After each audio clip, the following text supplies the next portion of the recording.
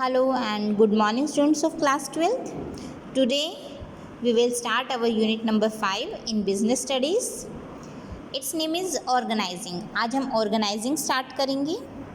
देखिए बेटा, organizing से पहले हमने planning किया था. Planning was the first or you can say primary function of management. It is the secondary. ठीक है. फर्स्ट फंक्शन क्या था मैनेजमेंट का? प्लानिंग के अंदर बेटा हम लोगों ने क्या किया था? प्लानिंग के अंदर हम ऑर्गेनाइजेशन का ऑब्जेक्टिव डिसाइड करते हैं, किस तरीके से काम करना है वो डिसाइड करते हैं. ठीक है. कौन कौन व्यक्ति काम करेगा ये डिसाइड करते हैं. ठीक है. रूल्स बनाते हैं, स्टैंडर्ड्स बनाते हैं. ये सब चीज़ें किस में होती हैं? हमारी प्लानिंग में होती है. अब देखिए, अब हम करेंगे ऑर्गेनाइजिंग के अंदर जो हमने प्लानिंग में ऑब्जेक्टिव बनाए हैं कि हमें क्या काम करना है. अभी तक तो हमने सिर्फ सोचा है, मेंटली वर्क किया है.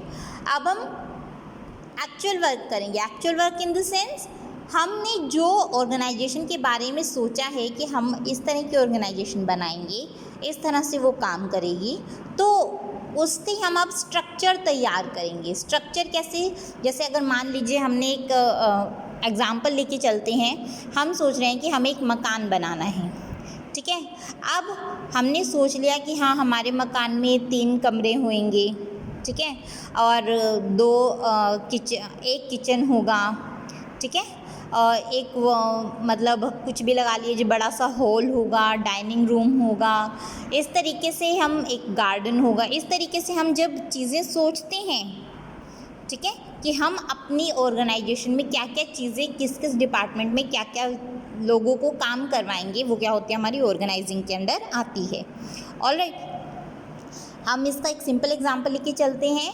जैसे एक स्कूल है, हमने सोचा है कि हम एक स्कूल ओपन करेंगे, तो स्कूल में कितने लोग काम करेंगे, किस लेवल पर काम करेंगे, कितने डिपार्टमेंट्स होंगे, हर डिपार्टमेंट में कितने टीचर्स की हमें ज़रूरत पड़ेगी, कितने पियून्स रखने हैं हमें, कितने रिसेप्शन पर बैठाने हैं, कितना मतलब स्टाफ हमारे पास ज़रूरी है, कौन किसके अंदर काम करेगा. ठीक है. तो ये सब चीज़ें हम जब डिसाइड करते हैं तो वो क्या होती है? हमारी ऑर्गेनाइजिंग. तो ऑर्गेनाइजिंग के अंदर क्या होता है बेटा? आपकी पूरी ऑर्गेनाइजेशन की स्ट्रक्चर तैयार की जाती है. ठीक है. जैसे मैंने घर का एग्जांपल दिया था, कितने रूम्स होंगे, क्या डाइनिंग रूम होगा, एक मतलब एक हॉल रखेंगे, एक किचन रखेंगे. ठीक है. इस तरीके से गार्डन होगा हमारे घर में. क्या क्या चीज़ें हम उसके अंदर रखना चाह रहे हैं. तो मतलब पूरी स्ट्रक्चर तैयार करना, ऑर्गेनाइजेशन की स्ट्रक्चर तैयार करना. स्ट्रक्चर देखिए, designing and organisation structure. Organisation की स्ट्रक्चर तैयार करना ही हमारी ऑर्गेनाइजिंग होती है. ठीक है. इस फंक्शन को हम ऑर्गेनाइजिंग कहते हैं. अब देखिए, इसके अंदर हम डिफरेंट डिपार्टमेंट्स को डिसाइड करते हैं, कौन कौन से डिपार्टमेंट्स वर्क करेंगे. प्लानिंग डिपार्टमेंट होगा हमारा, परचेज डिपार्टमेंट अलग होगा हमारा. ठीक है. प्रोडक्शन डिपार्टमेंट अलग होगा, सेल्स डिपार्टमेंट अलग होगा, फाइनेंस डिपार्टमेंट अलग होगा. कितने डिपार्टमेंट्स की हमें ज़रूरत पड़ेगी, उसमें कितने लोग काम करेंगे, हर व्यक्ति को क्या काम दिया जाएगा, कौन किसके अंडर काम करेगा, ये सब चीज़ें हम किस में डिसाइड करते हैं? ऑर्गेनाइजिंग में. नेक्स्ट है डेफिनेशंस आपकी दी हुई हैं, हैनी की, हेमन की और मैकफार्लेन की. आपको जिसकी भी डेफिनेशन इजी लगी वो आप प्लीज़ कीजिएगा.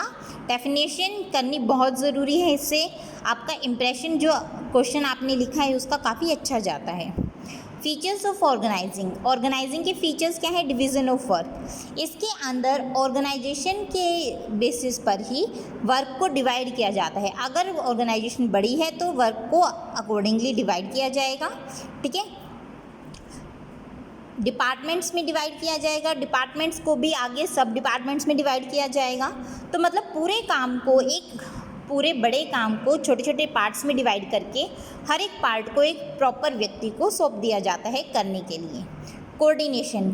अगर मान लीजिए कोई एक व्यक्ति काम कर रहा होता तो कोऑर्डिनेशन की ज़रूरत नहीं थी, लेकिन यहाँ पर एक से ज़्यादा व्यक्ति काम कर रहे हैं तो अलग अलग काम कर रहे हैं, लेकिन उनका मेन ऑब्जेक्टिव क्या है? एक ही कॉमन ऑब्जेक्टिव को अचीव करना. तो उनके बीच में कोऑर्डिनेशन होना ज़रूरी है. ठीक है. ऑर्गेनाइजिंग से कोऑर्डिनेशन बनाते हैं. प्लुरैलिटी ऑफ पर्सन्स मीन्स कि एक व्यक्ति काम नहीं करता, इंडिविजुअल काम नहीं करता, इंडिविजुअल ऑर्गेनाइजेशन नहीं बना सकता. एक से ज़्यादा व्यक्ति होते हैं, प्लूरल होते हैं, पर्सन्स प्लूरल होते हैं। प्लूरल मीन्स एक से ज़्यादा व्यक्ति काम करते हैं, वही ऑर्गेनाइजेशन क्रिएट करते हैं। कॉमन ऑब्जेक्टिव, हालांकि लोग सब अलग अलग काम कर रहे हैं, उनको सबको अपना अपना काम मिला हुआ है, लेकिन उनका जो कॉमन ऑब्जेक्टिव है that is the organisational objective. उस ऑब्जेक्टिव को अचीव करने के लिए ही वो सब अपने एक्टिविटीज़ को कर रहे हैं। Organisation is a machine. देखिए, ऑर्गेनाइजेशन को मैनेजमेंट की मशीन कहा गया है। मशीन क्या होती है? जिसमें सभी पार्ट्स प्रॉपरली वर्क करें तभी मशीन काम करती है ना। तो मैनेजमेंट की मशीन है ऑर्गेनाइजेशन। ऑर्गेनाइजेशन के अंदर सभी डिपार्टमेंट्स अच्छे से अगर वर्क कर रहे हैं, सभी डिपार्टमेंट्स को अच्छे से उनका काम पता है, सभी अच्छे से काम कर रहे हैं, तो उस ऑर्गेनाइजेशन को, उस मैनेजमेंट को सक्सेसफुल होने से कोई नहीं रोक सकता, ठीक है। लेकिन अगर एक भी डिपार्टमेंट गलत काम कर रहा है, मीन्स अच्छे तरीके से काम नहीं कर रहा है, तो उस डिपार्टमेंट की वजह से पूरी ऑर्गेनाइजेशन इल इफेक्टेड हो जाएगी, ठीक है। Next one, importance of organising की importance. First one, benefits of specialisation. देखिए, जैसा कि इसमें मैंने बताया था आपको कि ऑर्गेनाइजिंग के अंदर अलग अलग डिपार्टमेंट्स डिसाइड किए जाते हैं कि हमारी ऑर्गेनाइजेशन के अंदर किस किस डिपार्टमेंट की ज़रूरत पड़ेगी, किस डिपार्टमेंट में कितने लोग काम करेंगे, किसके अंडर कितने काम करेंगे, ठीक है। आपका सुपरवाइज़र कौन होगा, आप किसके अंडर काम कर रहे हैं, किस तरीके से काम करना है, ये सब चीज़ें क्या की जाती है, ऑर्गेनाइजिंग में डिसाइड की जाती है। जब पूरे वर्क को छोटे छोटे पार्ट्स में डिवाइड कर दिया जाता है और हर एक पार्ट को एक कॉम्पिटेंट पर्सन को दे दिया जाता है, तो उस पर्सन को बार बार वही काम करने से उस काम में स्पेशलाइजेशन मिल जाती है। तो इसमें एक तरह से क्या हो जाता है, बेनिफिट ऑफ स्पेशलाइजेशन भी हमें मिल जाता है, ठीक है। Next one is clarity in working relationship. Working relationship means हमें पता है कि हम किसके अंडर काम कर रहे हैं और किसको हमें जवाब देना है, ठीक है। तो जब हमें ये सारी चीज़ क्लियर हैं तो हमें बार बार किसी दूसरे से पूछने की ज़रूरत नहीं है कि हमें क्या काम करना है, कैसे करना है, कैसे होगा, क्या होगा, कितने बजे आना है। ये सब चीज़ें हमें किसी दूसरे से क्लियर करने की ज़रूरत नहीं है। हमारा जो बॉस है, जिसके अंडर हम काम कर रहे हैं, हम उसी से ये सब चीज़ें पूछेंगे या फिर उसी से ही हम कंफर्म करेंगे, ठीक है। जब हमें अकाउंटेबिलिटी पता है हमारी, हमें अपनी रिपोर्ट्स किसको दिखानी है वो सब पता है, तो वर्किंग रिलेशनशिप क्लैरिटी आती है और जिससे हमारी wastage of time and resources कम रहती है।